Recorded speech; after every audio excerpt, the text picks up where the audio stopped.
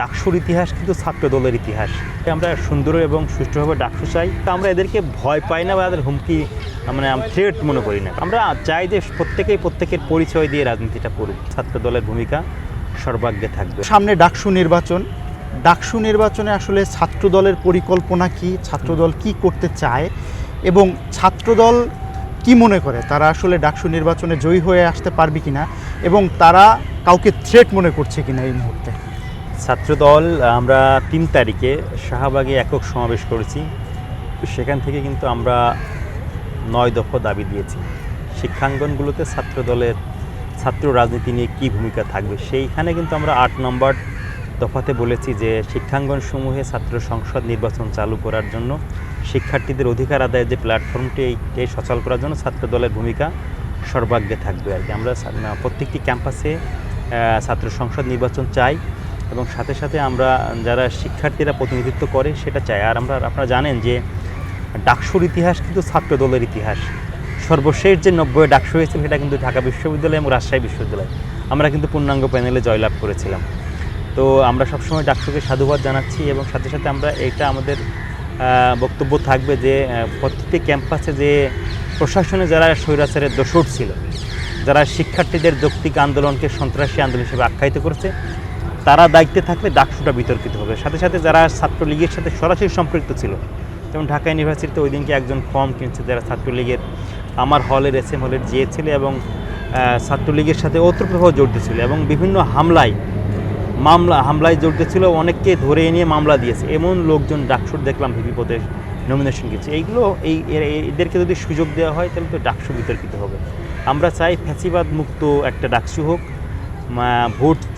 Vote যে election ইঞ্জিনিয়ারিংয়ে যে ডাকসু গতবার হয়েছে 19-এ, সেটা যাতে না হয়। আমরা সুন্দর এবং সুষ্ঠুভাবে ডাকসু চাই এবং ছাত্ররা যদি সুন্দরভাবে তাদের ভোট প্রদানের অধিকার দিতে পারে তাহলে আমরা মনে করি প্রত্যেকটি ক্যাম্পাসে ছাত্র সংসদের ছাত্র দলের নেতাকর্মীরা জয়লাভ করবে।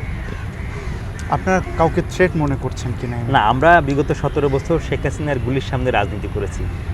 ছাত্র সংগঠন হিসেবে আমরা মনে করি না যে আমরা এখনও কোনো সংগঠনকে থ্রেট মনে করছি। আমাদের বক্তব্য আছে এমন যে কিছু এক সংগঠন দেখছি তারা বিগত সময়ে ছাত্রলীগের সাথে রাজনীতি করেছে, এখন 5 তারিখের পরে তারা দাবি করছে তারা অন্য সংগঠনের রাজনীতি করে। গুপ্ত রাজনীতিতে বিষয়টি আছে, এটা নিয়ে আমাদের বক্তব্য আছে, কিন্তু আমরা এদেরকে ভয় পাই না বা এদের হুমকি থ্রেট মনে করি না। কারণ আমরা ছাত্রদল আমরা বিগত 17 বছর ফ্যাসিবাদের সকল নিপীড়ন সহ্য করে উপেক্ষা করে বন্দুকের সামনে আমরা বাংলাদেশ জাতীয় ছাত্র দল বলে স্লোগান দিয়েছি, মুক্তির স্লোগান দিয়েছি, মানুষের পক্ষে কথা বলেছি। আমরা এই সময় এসে ফ্যাসিবাদ মুক্ত সময় এসে আমরা মনে করি না যে আমরা কাউকে থ্রেট মনে করছি বা কাউকে আমরা চাই যে প্রত্যেকের পরিচয় দিয়ে রাজনীতিটা করুক। প্রত্যেকটি ক্যাম্পাসে গুপ্তভাবে রাজনীতি না করে প্রত্যেকের পরিচয় দিয়ে ক্যাম্পাসগুলোতে রাজনীতি করুক, তাদের আদর্শিক কার্যক্রম পরিচালনা করুক। আমরা আমাদের আদর্শ দিয়ে আমাদের ভালো কাজ দিয়ে শিক্ষার্থীদের মন জয় করে আমরা আমাদের রাজনীতি করবো, তারা তাদের রাজনীতি করবে। কিন্তু গুপ্ত থাকলে এটা সকলের জন্য একটু খারাপ সংকেত আর কি। যে কারণ আপনি একটা ব্যক্তি, আপনার পরিচয় থাকবে যে আপনি অমুক সংগঠনের এই পদে আছেন, কিন্তু আপনি সেটা না থেকে যদি আপনি আদর্শিকভাবে একরকম, সাংগঠনিকভাবে একরকম, তাহলে তো আপনার দ্বিচারিতা হয়ে যায়। যেমন লাস্ট প্রশ্ন, ছাত্র রাজনীতির মধ্যে তো আসলে গ্রুপিং থাকে, যদিও প্রশ্নটা জানেন গ্রুপিং থাকে। আপনাদের ছাত্র দলের পক্ষ থেকে যে কোনো একজনই কি ভিপি নির্বাচন করবে নাকি কোনো দলীয় কোন্দল আপনাদের মধ্যে থাকবে?